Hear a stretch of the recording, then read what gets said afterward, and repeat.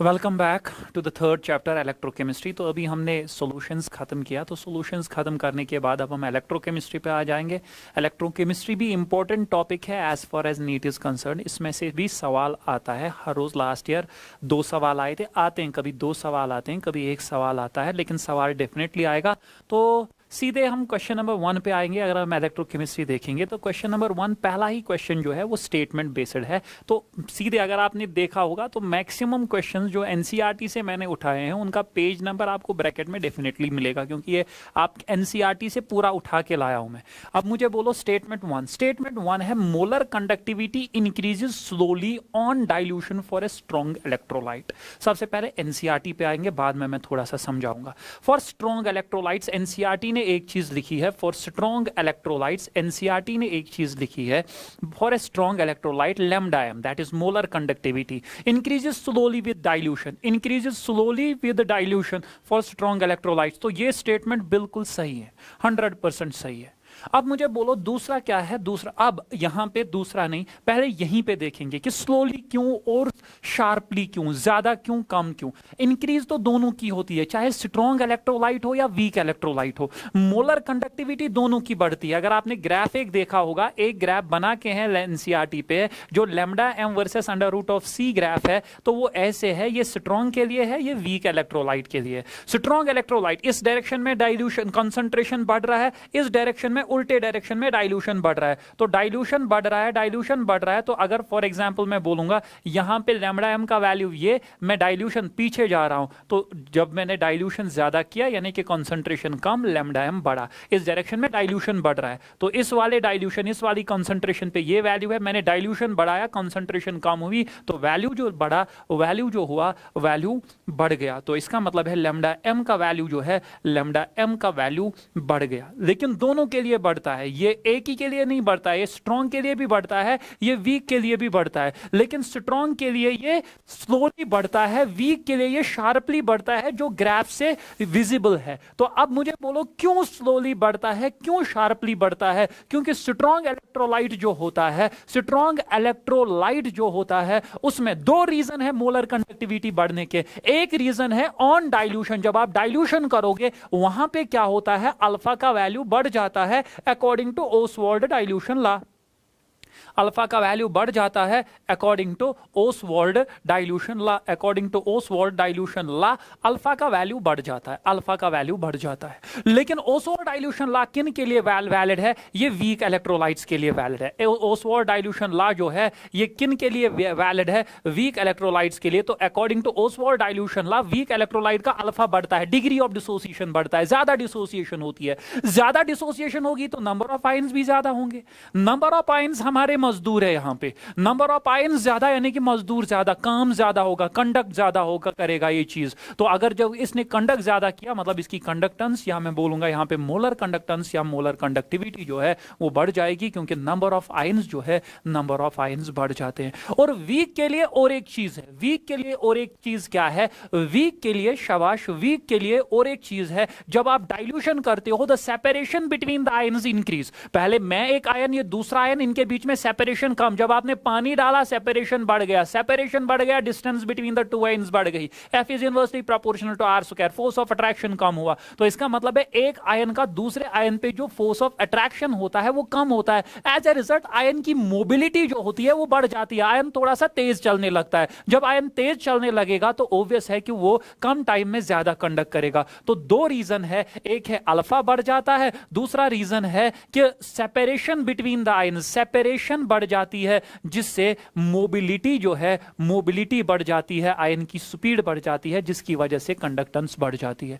लेकिन स्ट्रॉन्ग के लिए एक ही रीजन है, नंबर ऑफ आयंस वहां बढ़ेंगे नहीं। क्यों? क्योंकि स्ट्रॉन्ग इलेक्ट्रोलाइट जो ही आपने डाला वो कंप्लीटली डिसोसिएट हुआ। तो अगर वो कंप्लीटली डिसोसिएट हुआ तो मतलब क्या है, स्ट्रॉन्ग इलेक्ट्रोलाइट जो होगा, स्ट्रॉन्ग इलेक्ट्रोलाइट में नंबर ऑफ आयंस फिक्स है। लेकिन स्ट्रॉन्ग इलेक्ट्रोलाइट में जब आप डाइल्यूशन करोगे सेपरेशन बढ़ेगा, मोबिलिटी बढ़ेगी। तो मोबिलिटी तो बढ़ेगी, मोबिलिटी बढ़ेगी, लेकिन नंबर ऑफ आयंस नहीं बढ़ेंगे। तो वीक के लिए 2 फैक्टर रिस्पॉन्सिबल है, स्ट्रॉन्ग के लिए एक ही फैक्टर रिस्पॉन्सिबल है। तो अगर वीक के लिए 2, स्ट्रॉन्ग के लिए 1, तो ज्यादा किसकी बढ़ेगी, वीक की बढ़ेगी। लेकिन इसका यह मतलब नहीं है कि वीक स्ट्रॉन्ग से आगे जाता है।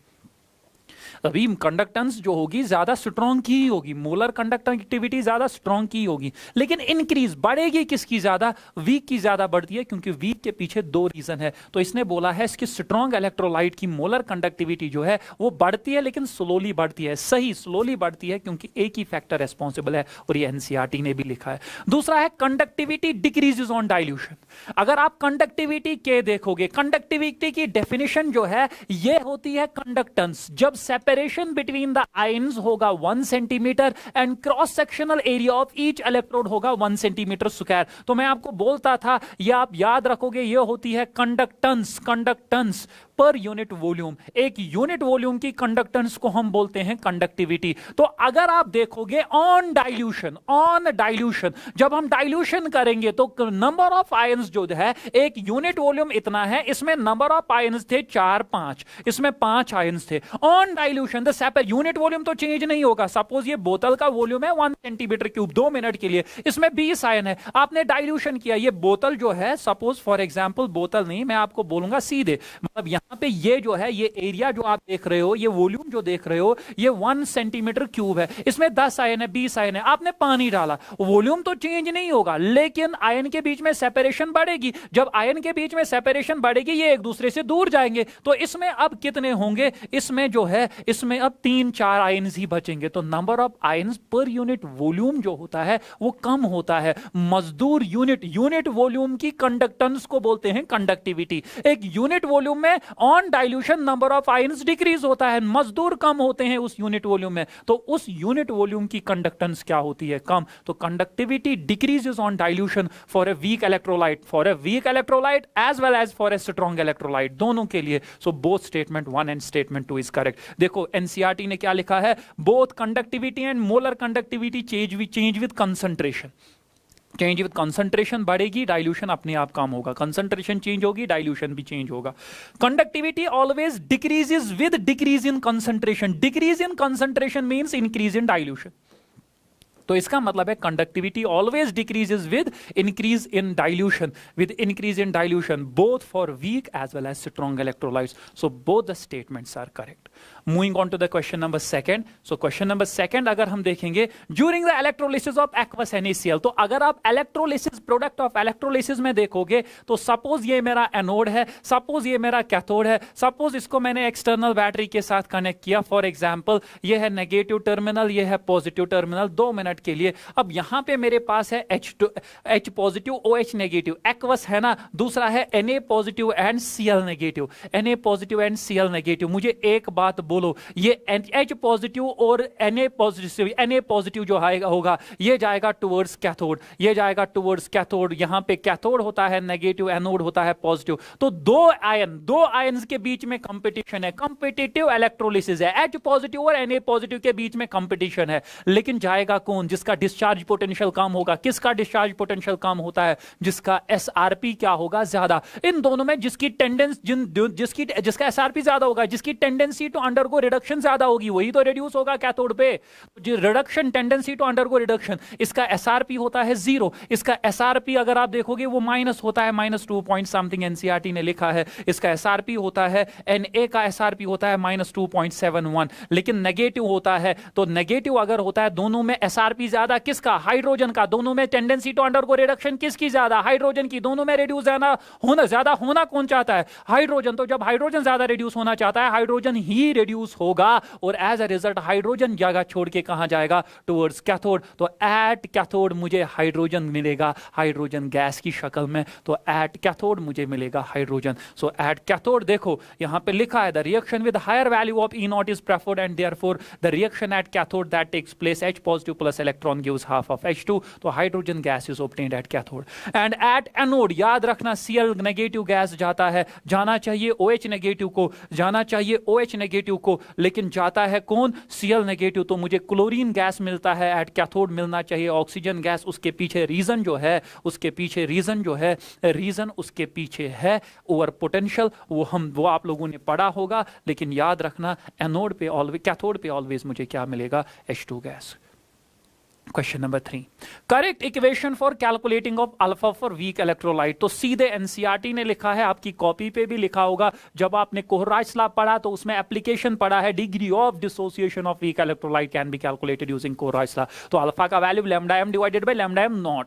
अब देख लो न्यूमेरिकल भी आ सकती है, न्यूमेरिकल में अगर directly lambda m not given तब तो आ जाएगा, अगर नहीं तो लैम्डा एम के लिए फॉर्मूला है के अपॉन एम इनटू 1000, लेकिन कब, जब ये K होगा साइमन सेंटीमीटर इनवर्स में तो ओवरऑल यूनिट होगा siemens centimetre square per mole, या K अपॉन M नीचे मल्टीप्लाई करेंगे 1000 कब, जब ये K गिवन होगा साइमन मीटर इनवर्स में और ओवरऑल यूनिट होगा siemens metre inverse, overall unit होगा siemens metre square per mole, Simon metre square per मोल। तो ऊपर 1000 तब जब सेंटीमीटर्स में बात होगी, नीचे 1000 तब जब मीटर्स में बात होगी। तो अगर लैम्डा एम नॉट गिवन नहीं है तो लैम्डा एम नॉट हम निकालते हैं using Kohlrausch's law, lambda m naught हम निकालते हैं using Kohlrausch's law. Kohlrausch's law में कैसे, आप लोगों ने पढ़ा होगा, लैम्डा एम नॉट की फॉर्मूला है nu positive lambda naught positive plus nu negative lambda naught negative. ये आप लोगों ने पढ़ा है। Nu positive means number of cations,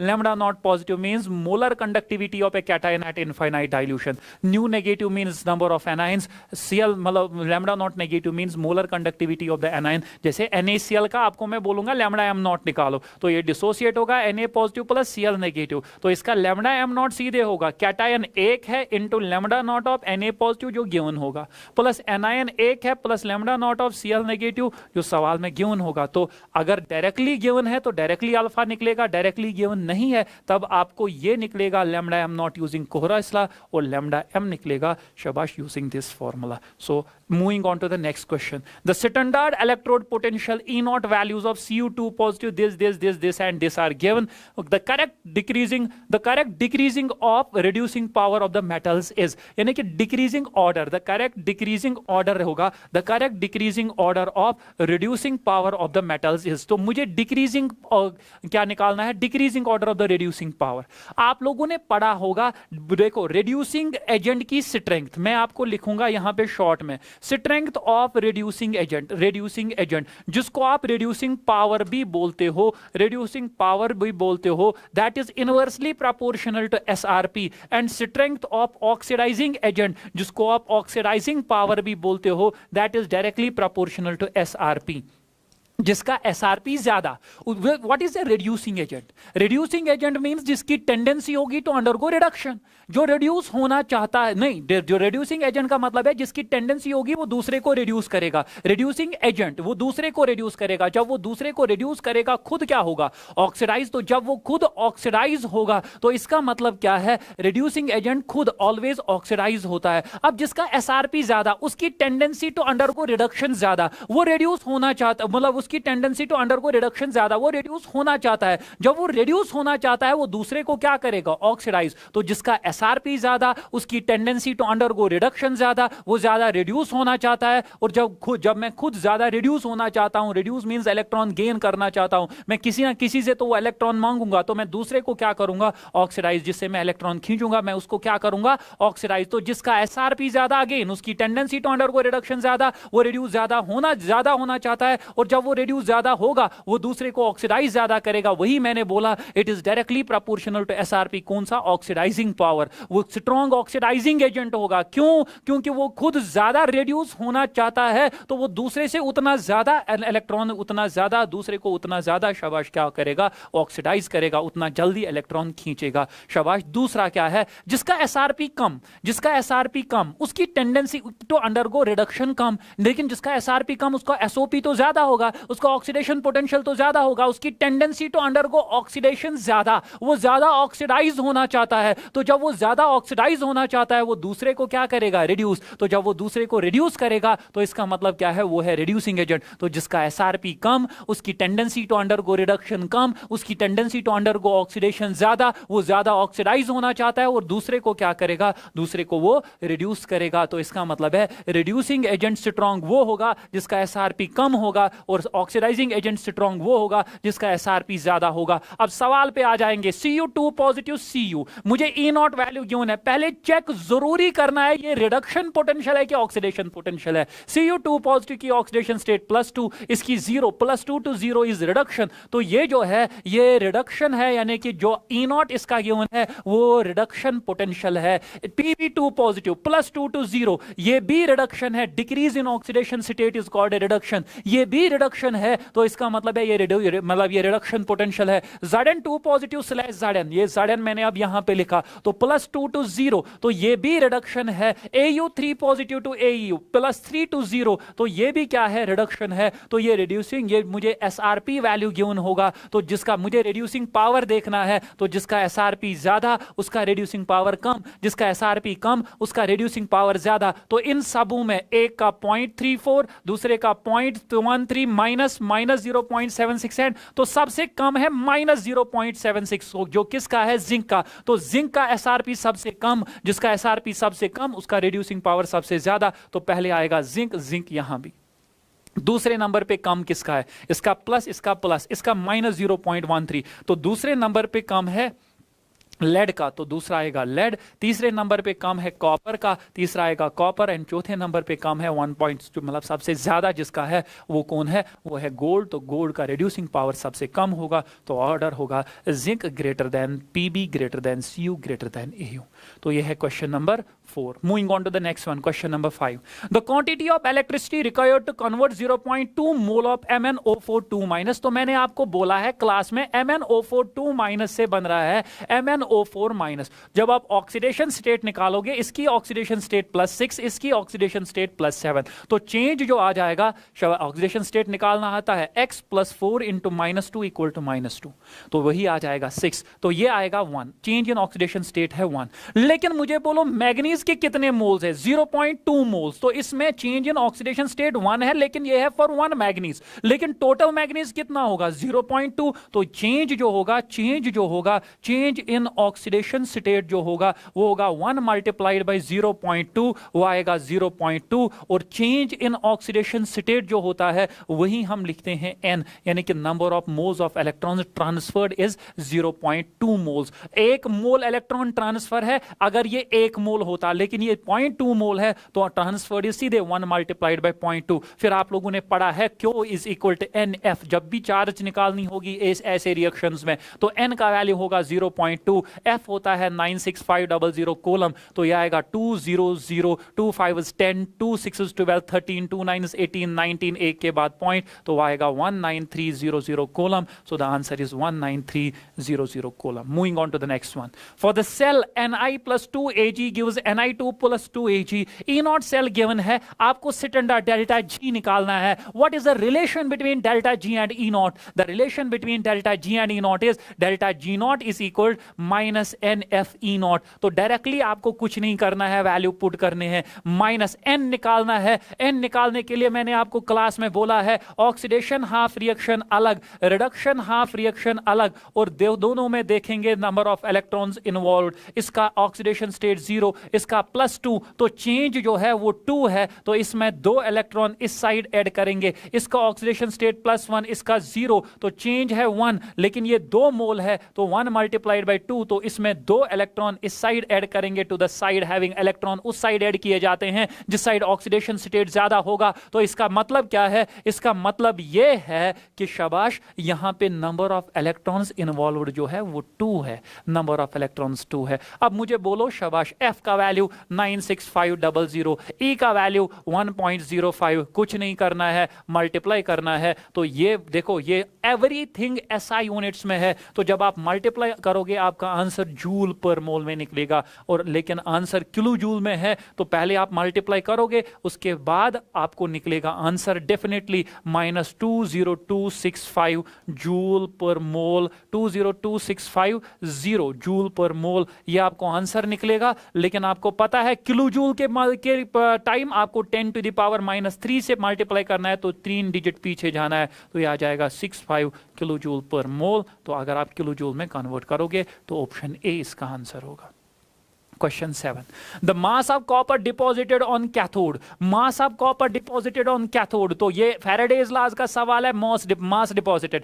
Mass deposited में दोनों ला, जो मर्जी है ला यूज कर लो. दोनों ला, एक ला है m is equal to ZIT and दूसरा ला जो है that is m is equal to FEM. आपके दिमाग में जब भी जो भी ला आएगा यूज कर लो. मैं बार बार बोलता था दोनों में से जो भी ला आएगा वो यूज करोगे आप. तो पहले Z लिखेंगे. Z होता है इलेक्ट्रोकेमिकल इक्विवेलेंट. इसका फॉर्मूला है इक्विवेलेंट मास अपॉन 96500. तो इक्विवेलेंट मास हम निकालेंगे. कॉपर का इक्विवेलेंट मास, क्योंकि मास ऑफ कॉपर Z भी किसका, कॉपर का. कॉपर का इक्विवेलेंट मास की फॉर्मूला है molar mass divided by n factor. तो मोलर मास कॉपर का मुझे गिवन है 63.54. 63.54 गिवन है उसका atomic mass divided by n factor. CuSO4 में कॉपर का चार्ज है +2, तो डिवाइडेड बाय 2. तो यह आएगा इक्विवेलेंट मास. तो इसका मतलब है Z का वैल्यू आएगा 63.54 डिवाइडेड बाय 2 और ये है इक्विवेलेंट मास और अपना है 96500 इनटू I है करंट मुझे गिवन है कितना 0.965 इनटू T है टाइम लेकिन सेकंड्स में और वो गिवन है 1000 सेकंड्स. तो 1000 से मल्टीप्लाई करेंगे ये आएगा 63.54 अपॉन 2 इनटू 96500 इनटू ये आएगा 965. जब आप 1000 से मल्टीप्लाई करोगे this ones or this hundreds are. तो ये आएगा 63.54 डिवाइडेड बाय 2 इंटू 100. तो वो आएगा 0.6354 डिवाइडेड बाय 2. तो यही आंसर होगा 0.6354 डिवाइडेड बाय 2.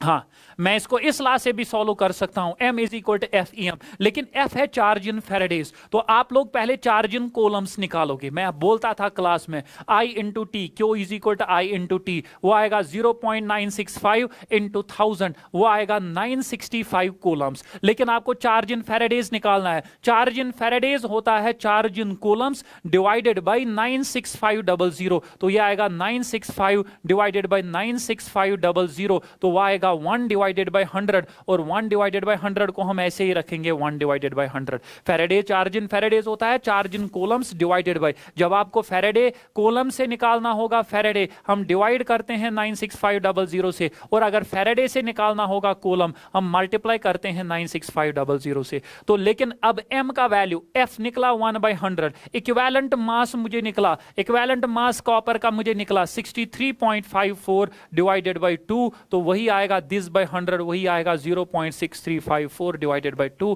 तो एग्जैक्ट आंसर इस फॉर्मूला से भी, इस तरीके से, इस फॉर्मूला से भी आ सकता है. Standard electrode potential of. तो एक तो मुझे Cr3 पॉजिटिव स्लैश Cr ये गिवन है -0.74 और दूसरा मुझे Fe3 पॉजिटिव स्लैश Fe इसका मुझे गिवन है कितना 0.77 वोल्ट. कहता है these two couples in their standard state are connected to make a cell. तो मैंने इन दो हाफ रिएक्शंस को, इन दो कपल्स को सेल बना, इन दो कपल्स से सेल बनाना है. तो आपको ई सेल निकालना है, सेल पोटेंशियल निकालना है. तो ई सेल या ई नॉट सेल जो होगा वो किसके बराबर होगा, वो सीधे होगा E naught of cathode minus E naught of anode. लेकिन याद रखना ये भी SRP होना चाहिए, ये भी SRP होना चाहिए. सबसे पहले ये +3 ये 0 +3 to 0 इज रिडक्शन, ये SRP ही है. ये +3 ये 0 +3 to 0 ये भी रिडक्शन, ये भी SRP है. तो इसका मतलब है मुझे इनको चेंज करने की जरूरत नहीं है,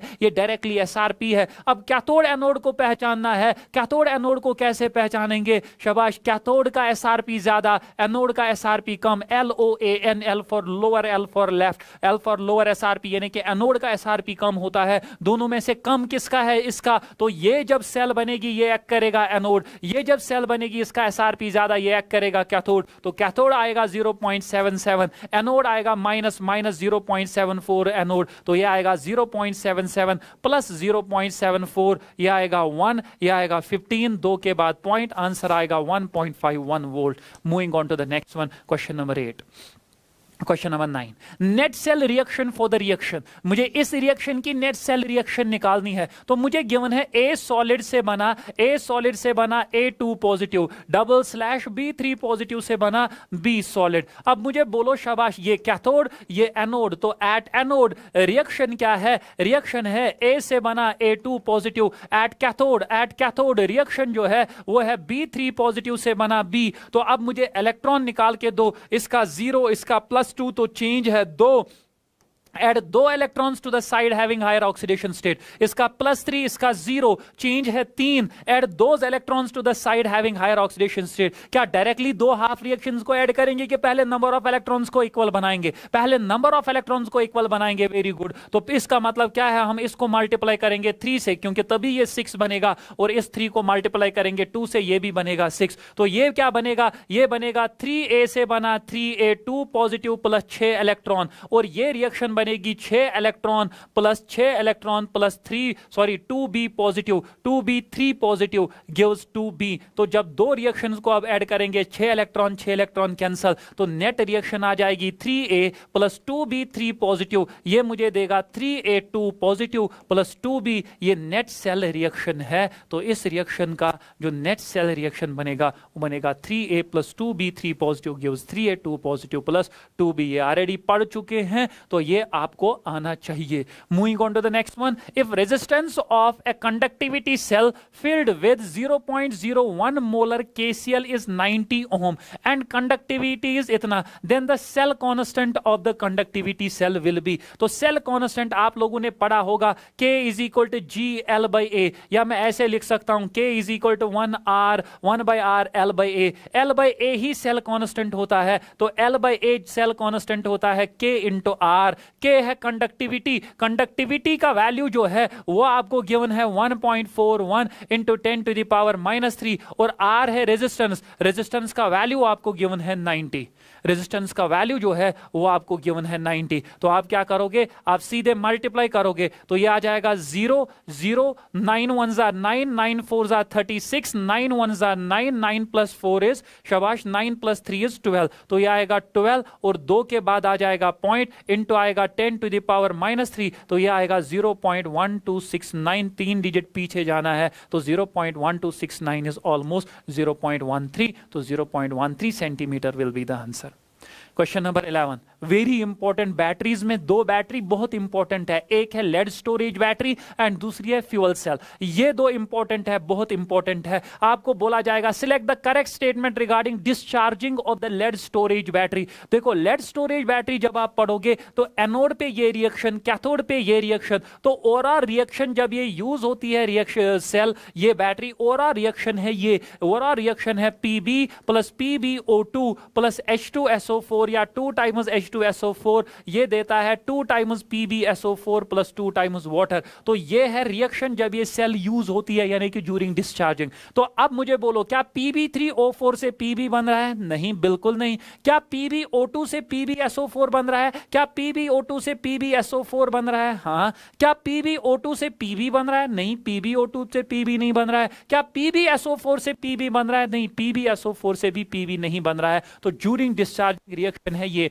लेकिन यहीं पे लिखा है on charging the battery the reaction is reverse. तो अगर आप इस बैटरी को चार्ज करोगे रिएक्शन रिवर्स होती है। तो अगर PbSO4 से PbO2 या PbSO4 से Pb आएगा, वो आएगा during charging of the lead storage battery, लेकिन यहां पे डिस्चार्जिंग लिखा है। Moving on to the next one, question number 12, if E0 cell for a given cell reaction has a positive value. E0 cell का value given है positive, E0 cell का value given है positive. तो आपको पता है डेल्टा G0 का value जो होता है वो होता है -NF E0। तो मैंने बोला है, बार बार बोला है, अगर E0 पॉजिटिव तो ये नेगेटिव, अगर E0 नेगेटिव तो ये पॉजिटिव। तो E0 मेरा क्या है? पॉजिटिव। ये दो तो ऑलवेज पॉजिटिव होते हैं। ये बाहर वाला नेगेटिव इस पॉजिटिव को क्या बनाएगा? नेगेटिव। तो डेल्टा G0 होगा negative, negative means less than 0। और मैंने आपको इक्विलिब्रियम में भी बोला है, यहां पे भी मैं बोलूंगा, इक्विलिब्रियम कांस्टेंट जो होता है उसकी फॉर्मूला है e to the power is या 10 to the power minus delta G0 divided by 2.303 RT, minus delta G0 divided by 2.303 RT। तो अगर ये डेल्टा G0 नेगेटिव, बाहर वाला नेगेटिव इसको क्या बनाएगा? पॉजिटिव। तो ये बनेगा 10 to the power any positive term, and 10 to the power positive is always greater than 1, यानी कि इक्विलिब्रियम कांस्टेंट जो होगा वो होगा ग्रेटर देन 1। तो नेट कंक्लूजन है E0 अगर पॉजिटिव होगा, E0 डेल्टा G0 जो होगा वो होगा ग्रेटर देन, डेल्टा G0 होगा नेगेटिव लेस देन 0, और इक्विलिब्रियम कांस्टेंट होगा ग्रेटर देन 1। और अगर E0 सेल क्या होगा? नेगेटिव। तो डेल्टा G0 जो होगा, डेल्टा G0 होगा पॉजिटिव, पॉजिटिव मतलब ग्रेटर देन 0, और E के इक्विलिब्रियम जो होगा वो होगा लेस देन 1, क्योंकि जब डेल्टा G0 पॉजिटिव, बाहर वाला नेगेटिव इसको नेगेटिव बनाएगा वो 10 to the power negative always होता है less than 1. So the answer is delta G nought less than 0 and K equilibrium, क्योंकि ई नॉट पॉजिटिव है, delta G nought less than 0, K equilibrium greater than 1.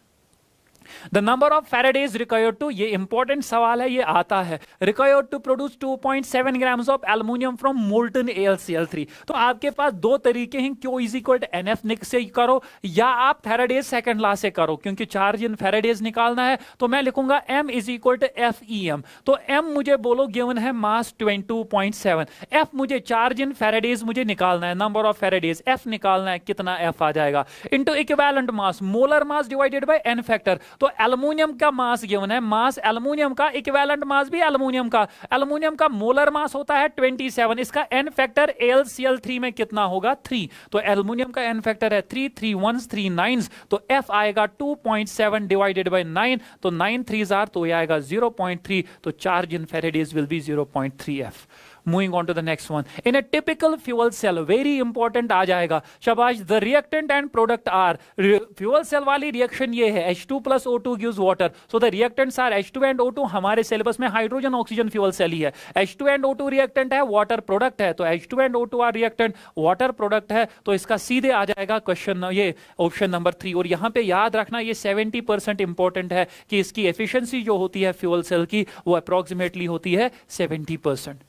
Electrolyte used in lead storage battery, तो lead storage battery में जो electrolyte है 38% solution of sulphuric acid is used as an electrolyte. So 38% solution of H2SO4 use होता है as an electrolyte. Moving on to the next one. Select the incorrect statement. Galvanic cells convert chemical energy into electrical energy. Yes, galvanic cells are the devices that convert chemical energy into electrical energy.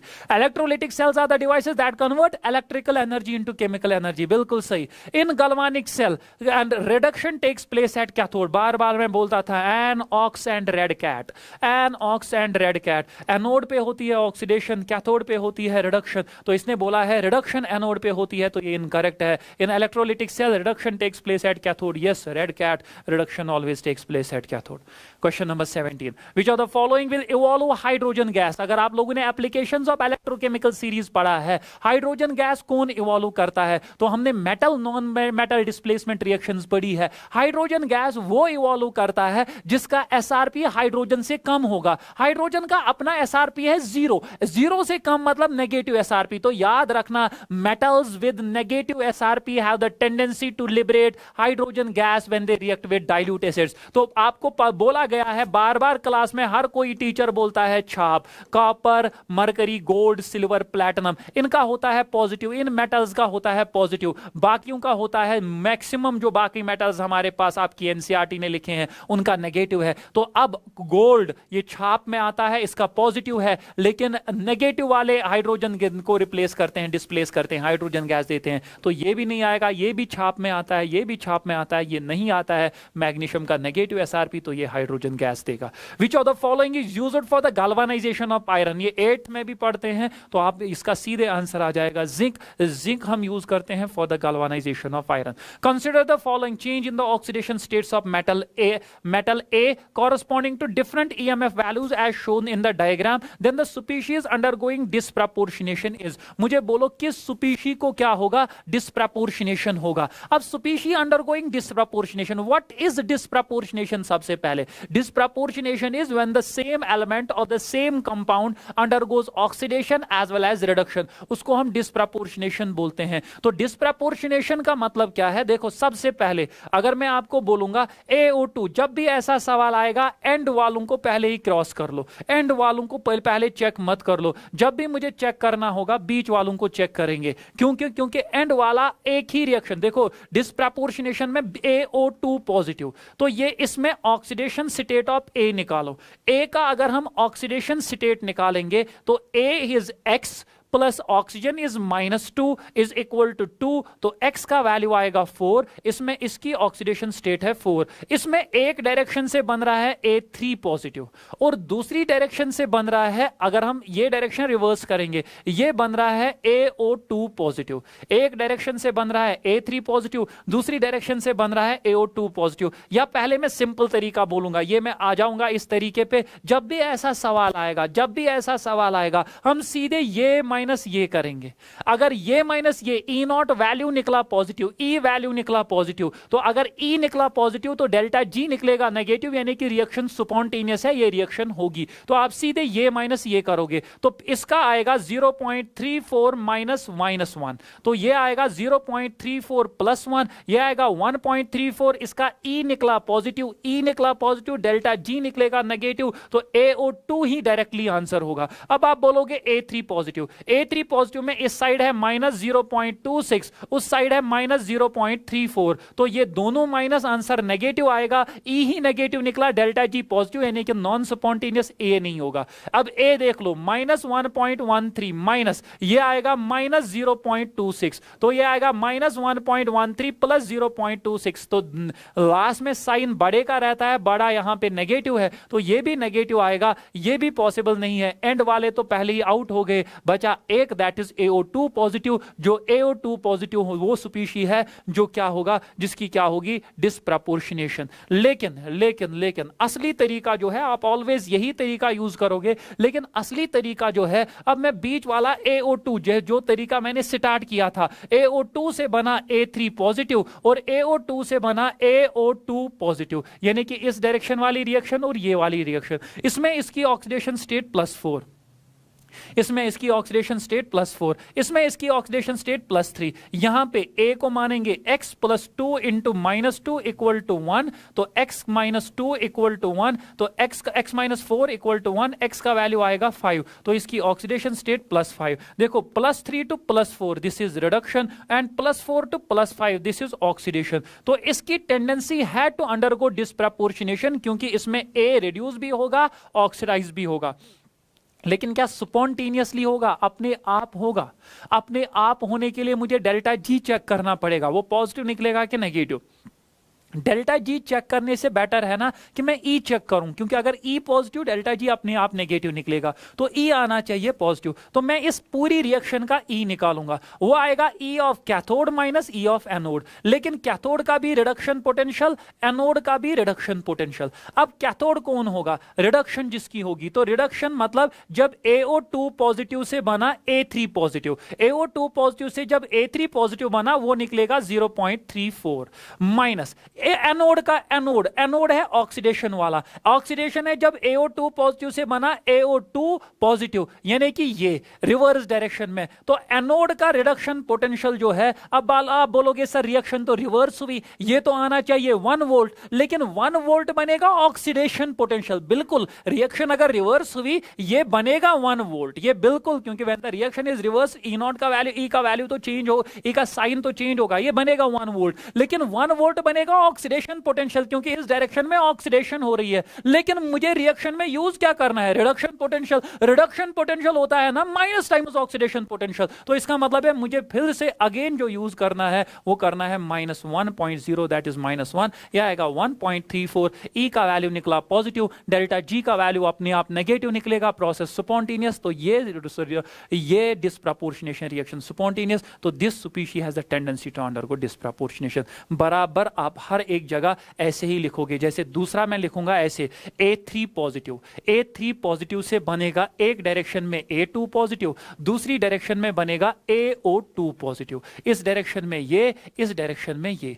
लेकिन ये +3, ये +2, इसकी oxidation state +4, +3 to +2 is reduction, +3 to +4 is oxidation. को इसकी tendency भी है कि ये डिस्प्रपोर्शनेशन रिएक्शन दिखा सकता है, लेकिन खुद दिखाएगा कि खुद नहीं दिखाएगा, उसके लिए डेल्टा जी या ई चेक करना है। तो अब मैं ई चेक करूंगा, तो ई आ जाएगा ई कैथोड माइनस ई एनोड, लेकिन दोनों का कौन सा potential? Reduction potential, very good. तो ई कैथोड जो है वो है रिडक्शन वाला, A3 पॉजिटिव से A2 पॉजिटिव, तो उसका रिडक्शन पोटेंशियल गिवन है -0.26 माइनस ई एनोड, एनोड है A3 पॉजिटिव से बना, ये एनोड है ये, तो इसका मतलब है यहां पे मुझे वैल्यू यूज करना था 0.34। अगर मैं रिएक्शन रिवर्स करूंगा ये बनेगा -0.34, लेकिन बनेगा ऑक्सीडेशन पोटेंशियल, क्योंकि A3 पॉजिटिव से जब AO2 पॉजिटिव बनता है, +3 से +4 इज ऑक्सीडेशन, ये बनेगा ऑक्सीडेशन पोटेंशियल माइनस। लेकिन मुझे यूज क्या करना है? रिडक्शन पोटेंशियल, मुझे तो सिटल +0.34 ही यूज करना है, तो ये अगेन आ जाएगा नेगेटिव, ई निकला नेगेटिव, डेल्टा जी निकलेगा पॉजिटिव, यानी कि reaction non support spontaneous, but it is better आप सीधे ये माइनस ये माइनस ये माइनस ये करोगे, जिसका वैल्यू पॉजिटिव आएगा उसकी होगी शाबाश disproportionation.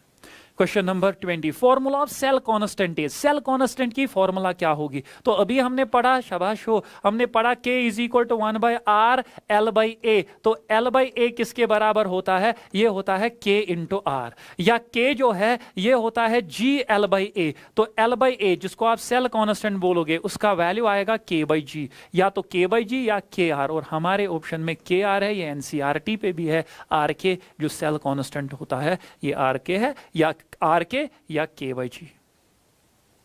Conductivity K of an electrolyte depends upon, चलो इलेक्ट्रोलाइट की कंडक्टिविटी किस पे डिपेंड करती है? The conductivity of an electrolytic solution depends upon nature of electrolyte, पढ़ा है कल आपकी कॉपी पे लिखा है, size of ion produced and its solvation या हाइड्रेशन, एक ही बात, the nature of the solvent and its viscosity, पढ़ा है, कंसंट्रेशन, टेम्परेचर। क्या नेचर ऑफ द इलेक्ट्रोलाइट पे डिपेंड करता है? हाँ, स्ट्रॉन्ग होगा तो ज्यादा कंडक्ट करेगा, वीक होगा तो कम कंडक्ट करेगा। क्या कंसंट्रेशन पे डिपेंड करता है? हम पहला ही सवाल तो पढ़ा कि कंडक्टिविटी अगर हम देखेंगे it decreases with increase in dilution because number of ions per unit volume decrease already पढ़ चुके हैं। टेम्परेचर, टेम्परेचर बढ़ाएंगे तो क्या कंडक्टेंस बढ़ेगी? हाँ ऑब्वियसली बढ़ेगी, क्यों? क्योंकि हाँ इलेक्ट्रोलिटिक कंडक्टेंस बढ़ेगी। लेकिन मेटेलिक कंडक्टेंस जो आप फिजिक्स में पढ़ते हो, जिसमें आप टेम्परेचर कोफिशिएंट पढ़ते हो, R is equal to R0 into 1 into R0 into 1 plus alpha into T minus T0। तो अगर आप टेम्परेचर बढ़ाओगे तो R रेजिस्टेंस बढ़ती है मेटेलिक कंडक्टेंस में, जो आप फिजिक्स में पढ़ते हो। टेम्परेचर बढ़ाने से रेजिस्टेंस बढ़ेगी, कंडक्टेंस कम होगी। लेकिन यहां पे टेम्परेचर बढ़ाने से काइनेटिक एनर्जी बढ़ती है, शाबाश, टेम्परेचर बढ़ाने से डिसोसिएशन ज्यादा होती है। टेम्परेचर बढ़ाने से जब काइनेटिक एनर्जी, मोबिलिटी बढ़ गई, जब डिसोसिएशन बढ़ गई, नंबर ऑफ आयंस बढ़ गए, तो ऑब्वियस क्या है कि कंडक्टेंस जो है बढ़ेगी। एंड आंसर आ जाएगा ऑल ऑफ दीज, तो इसका आंसर होगा ऑल ऑफ दीज। शाबाश, moving on to the next one, which of the following graphs is correct for a weak electrolyte? तो एनसीईआरटी का ये ग्राफ है, तो ये है वीक वाले का, ये है स्ट्रॉन्ग वाले का। तो मुझे बोलो वीक का बोलना है, तो वीक का lambda m versus under root of C always graph आ जाएगा ये। Moving on to the next one, according to Kohlrausch's law the limiting value of molar conductivity of an electrolyte A to B, of an electrolyte A to B। तो A to B जो है इसको dissociate कर लो, ये देगा 2A plus B।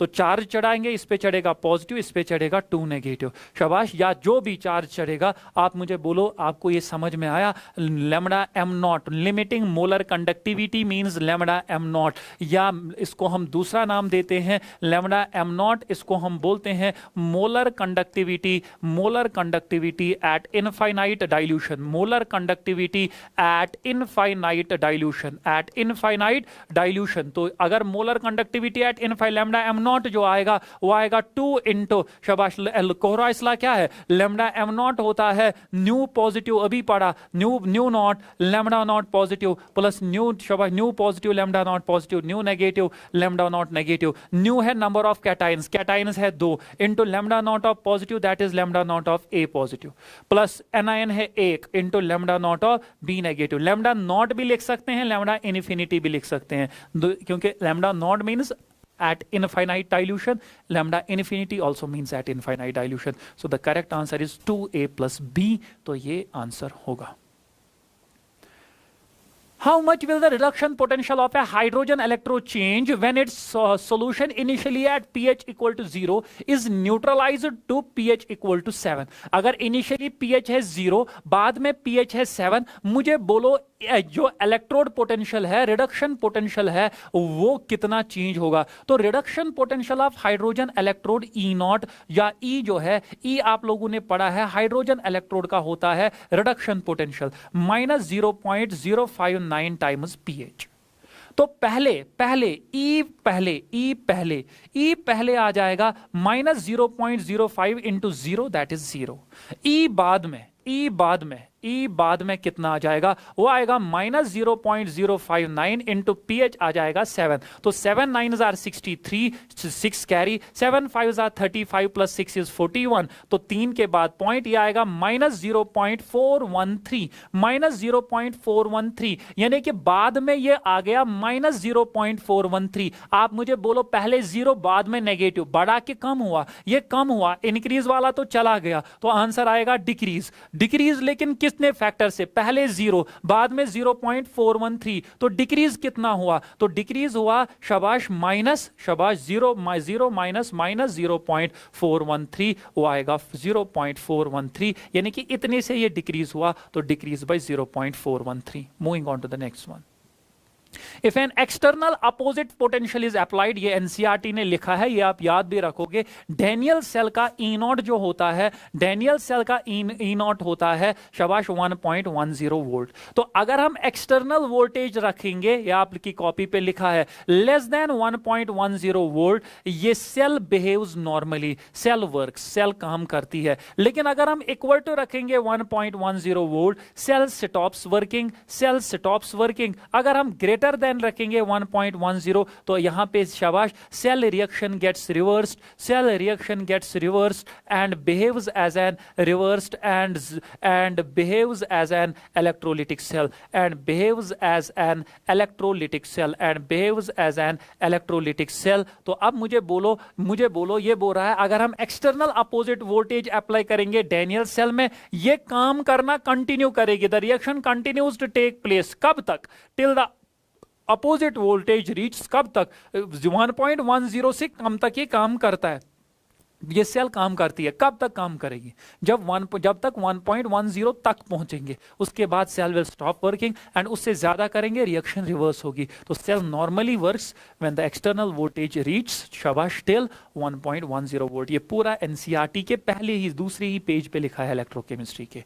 शाबाश. Moving on to the next one. The oxidation potential of hydrogen electrode. NCERT ने reduction लिखा है एक इंटेक्स सवाल में. तो अगर oxidation potential, reduction potential of hydrogen electrode होता है माइनस 0.059 टाइम्स पीएच, और ऑक्सीडेशन पोटेंशियल उसका होता है प्लस 0.059 टाइम्स पीएच. लेकिन ये वैलिड तब है जब partial pressure of hydrogen gas given होगा कितना, 1 atm. लेकिन जब और अगर partial pressure of hydrogen given नहीं होगा, हम मानेंगे 1 atm. जैसे इसमें नहीं लिखा है, मैं मानूंगा 1 atm.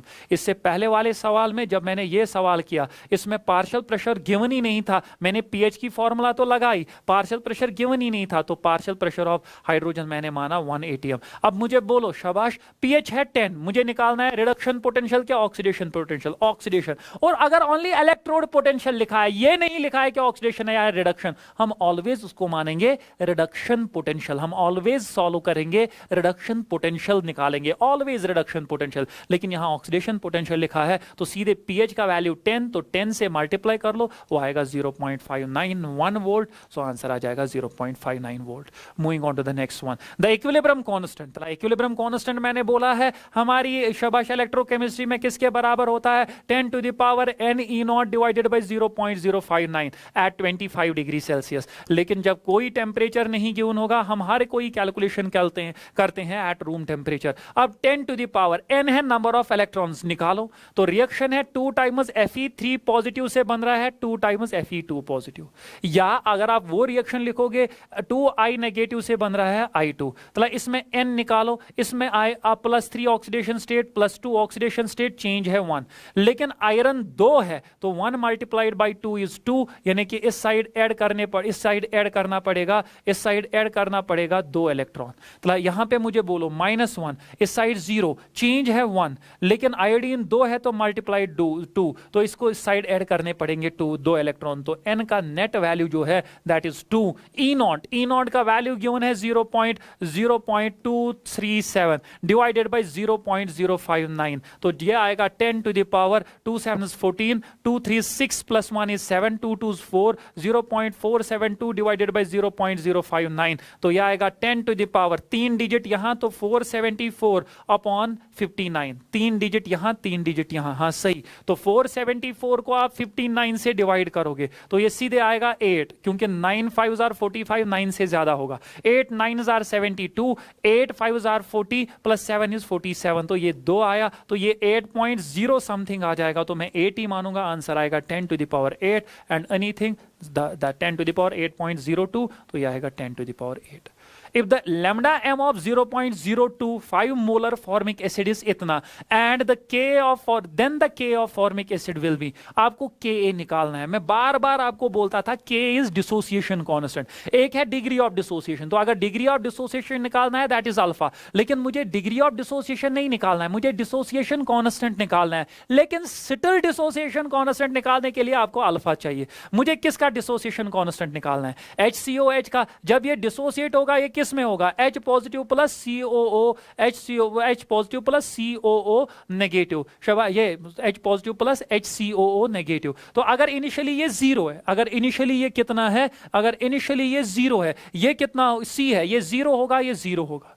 कुछ टाइम के बाद ये C माइनस C अल्फा, ये कितना होगा? C अल्फा, ये भी कितना होगा? C alpha. तो इसका डिसोसिएशन कांस्टेंट Ka, एसिड है तो डिसोसिएशन कांस्टेंट Ka वो आएगा HCOO नेगेटिव डिवाइडेड बाय, शाबाश, कंसंट्रेशन ऑफ HCOOH। तो ये आएगा C अल्फा, ये आएगा C अल्फा, ये आएगा C इंटू 1 माइनस अल्फा, एक C कैंसल, ये आएगा C alpha square divided by 1 minus alpha. ये निकला डिसोसिएशन कांस्टेंट।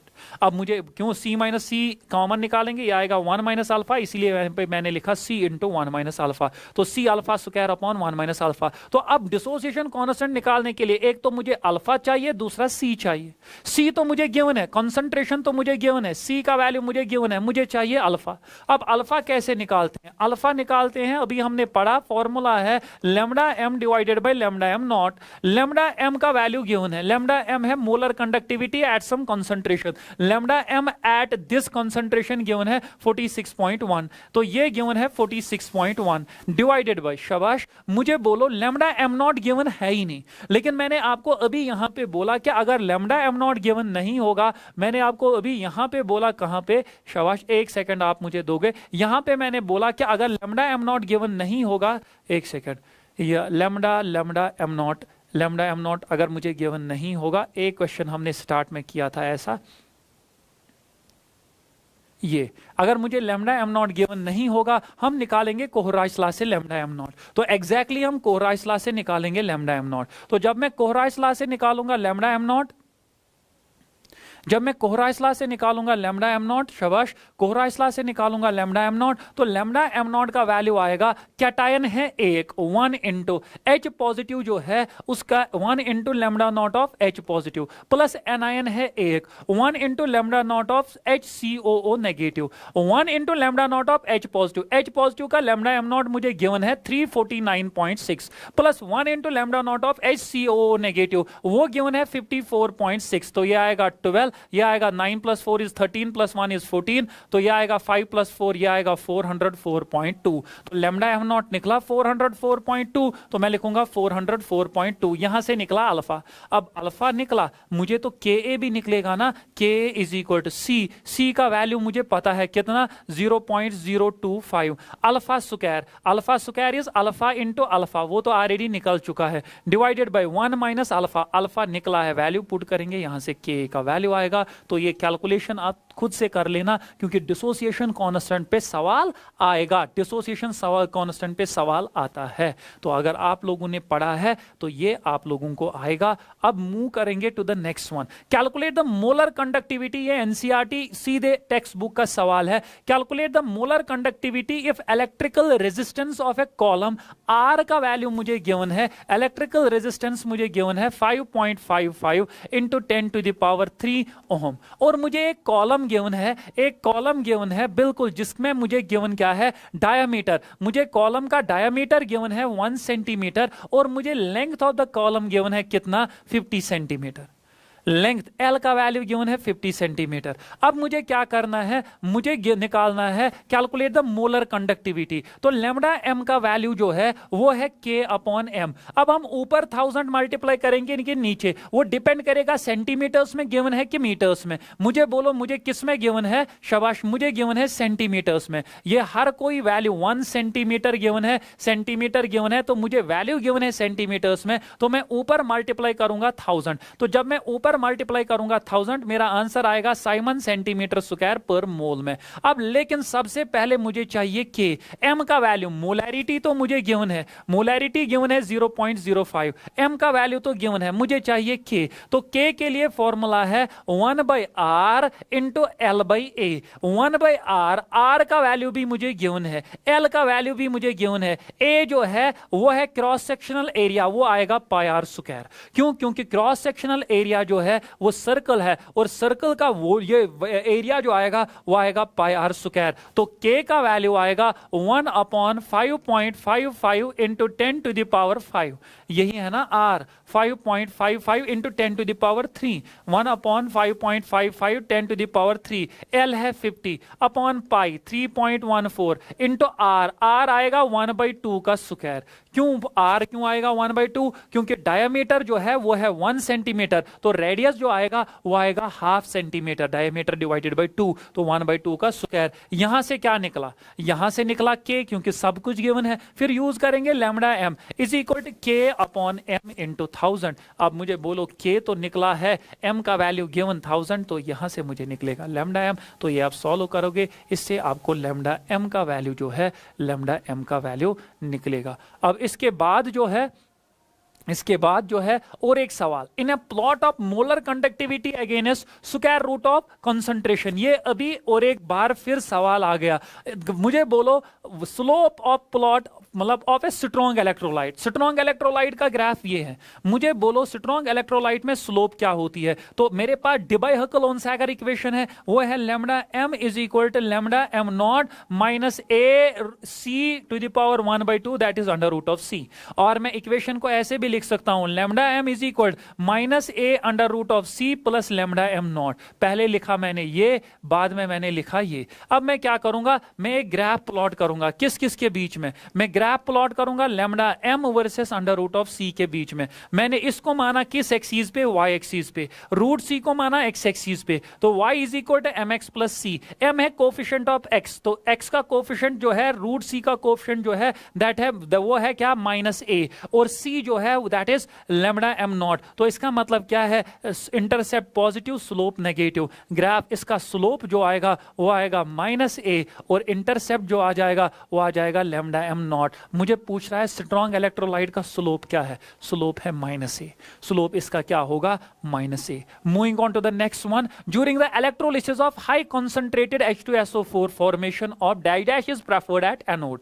देखो कंसंट्रेटेड H2SO4 की electrolysis, the aqueous solution of SO4 2 negative का कोई भी कंपाउंड होगा, it maximum times gives O2 gas at anode. It maximum times gives O2 gas at anode, क्योंकि O2 का जो मतलब जो OH नेगेटिव का या वाटर का मैं बोलूंगा, या OH नेगेटिव का ऑक्सीडेशन पोटेंशियल जो है वो ज्यादा होता है, उसकी टेंडेंसी टू अंडरगो ऑक्सीडेशन ज्यादा होती है, तो OH नेगेटिव जाता है टुवर्ड्स एनोड और देता है ऑक्सीजन गैस। लेकिन in case of concentrated H2SO4 ये डाइल्यूट नहीं लिखा है, कंसंट्रेटेड लिखा है। अगर कुछ नहीं लिखा होगा हम डाइल्यूट ही मानते, लेकिन लिखा है कंसंट्रेटेड। ये NCERT ने लिखा है कि during electrolysis of sulphuric acid following reactions take for dilute H2SO4 reaction 1 is preferred, reaction this is preferred, यानी कि ऑक्सीजन गैस मिलेगा। But for concentrated H2SO4 reaction second is preferred, यानी कि S2OH2 माइनस एक्वस मुझे मिलेगा। तो S2OH2 minus, ये important question है। अगर उसने डाइल्यूट लिखा तो ऑक्सीजन गैस आएगा, कंसंट्रेटेड लिखा तो S2OH आएगा, कुछ नहीं लिखा तो ऑक्सीजन आ जाएगा। आई होप आप लोगों को ये समझ में आया। तो इसके बाद जो है केमिकल काइनेटिक्स हम स्टार्ट करेंगे। अभी आज के लिए इतना ही, नेक्स्ट क्लास में मिलेंगे, नेक्स्ट टाइम मिलेंगे, तब तक के लिए अल्लाह हाफिज।